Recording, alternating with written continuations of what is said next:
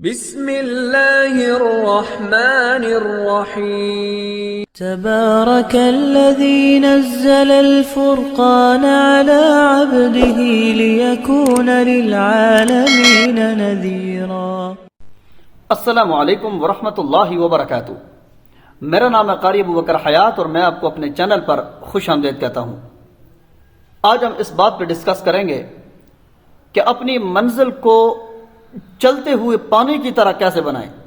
یاد رکھیے، منزل کا یاد ہونا اور چیز ہے اور منزل کے اندر روانگی کا ہونا یہ اور چیز ہے۔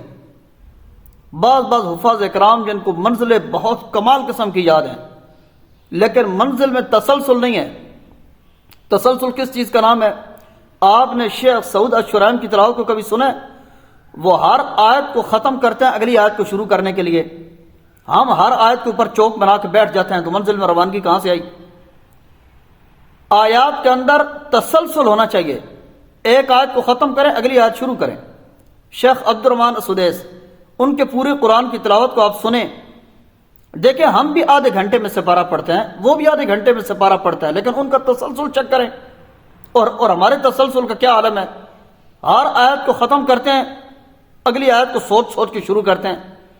اور انگلش میں چھوٹے چھوٹے معصوم بچے انگلش میڈیم سکول میں پڑھتے ہیں، 2-4 دن سکول گئے نہیں ہوئے، اس کے بعد کوئی بھی کتاب انگلش کی کھول کے ان سے پڑھوائیں نا، مطلب سمجھ آئے یا نہ آئے، لیکن ان کی کمال قسم کی ریڈنگ کی پریکٹس کروائی جاتی ہے سکولوں میں۔ ان کے سامنے انگلش اخبار رکھ دیں، اتنا تسلسل کے ساتھ وہ اس اخبار کو پڑھ رہے ہوتے ہیں۔ زبان میں تسلسل ہے۔ یہ تسلسل آئے گا کیسے؟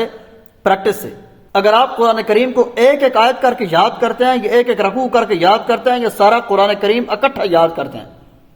یاد ہونا پیارے بھائی ایک اور چیز ہے، لیکن پڑھنے کے درمیان تسلسل کا ہونا یہ ایک الگ چیز ہے۔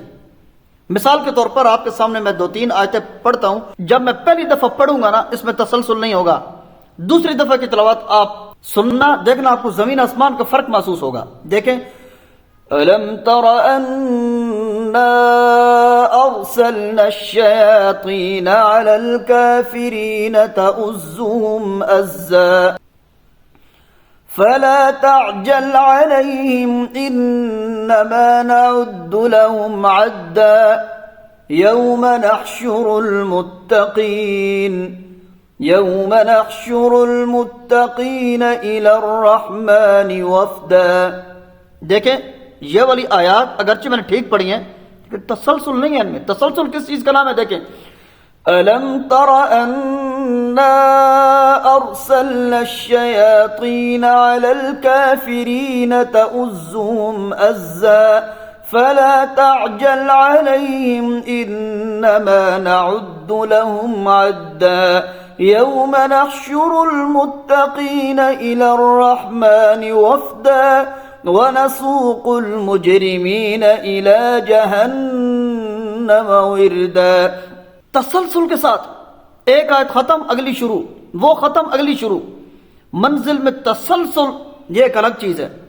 اور یاد رکھیے جب بھی منزل آپ سنا رہے ہوتے ہیں نا، انتہائی سستی کا نہیں چستی کا مظاہرہ کر کے منزل سنایا کریں۔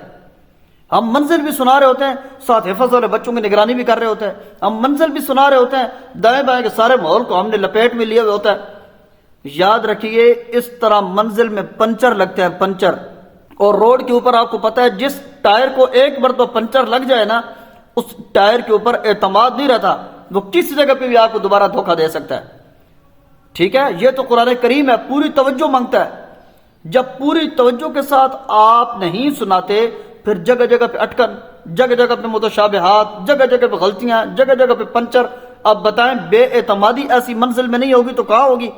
اس لیے منزل کے اندر اعتماد پیدا کرنے کے لیے، منزل کو اٹکنوں اور غلطیوں سے بچانے کے لیے، منزل کے اندر تسلسل پیدا کرنے کے لیے ایک تو پریکٹس کیجئے۔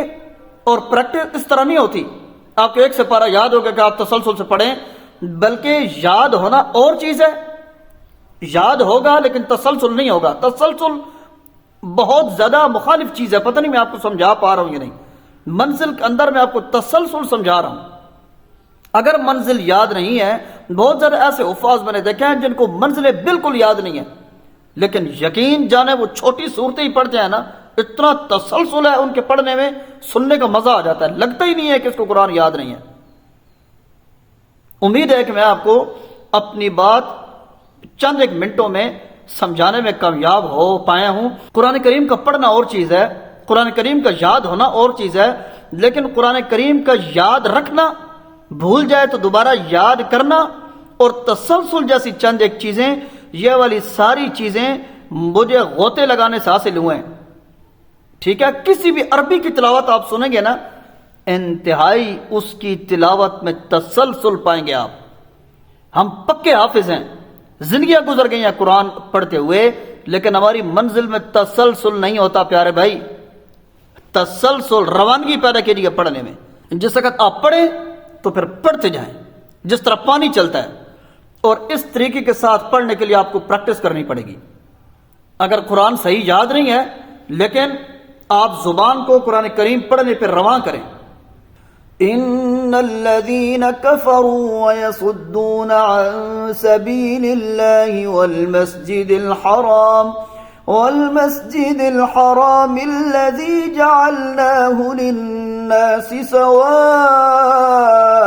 العاكف فيه والباد ومن يرد فيه بإلحاد بظلم نذقه من عذاب أليم۔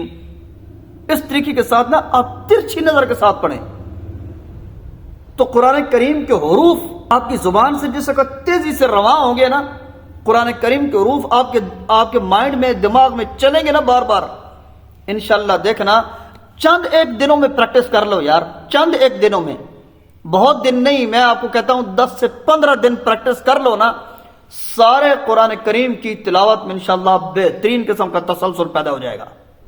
تو مجھے امید ہے کہ میں آپ کو اپنی بات شاید کسی حد تک سمجھانے میں کامیاب ہو پایا ہوں، اور آپ میری بات پر عمل کرنے کی کوشش بھی کریں گے، اور میرے اس پیغام کو آپ دوسروں تک پہنچانے کی کوشش بھی کریں گے۔ اگلی ایک مفید ویڈیو تک کے لیے اپنے بھائی، اپنے میزبان قاری ابوبکر حیات کو اجازت دیجیے۔ والسلام علیکم ورحمۃ اللہ وبرکاتہ۔ اللہ حافظ۔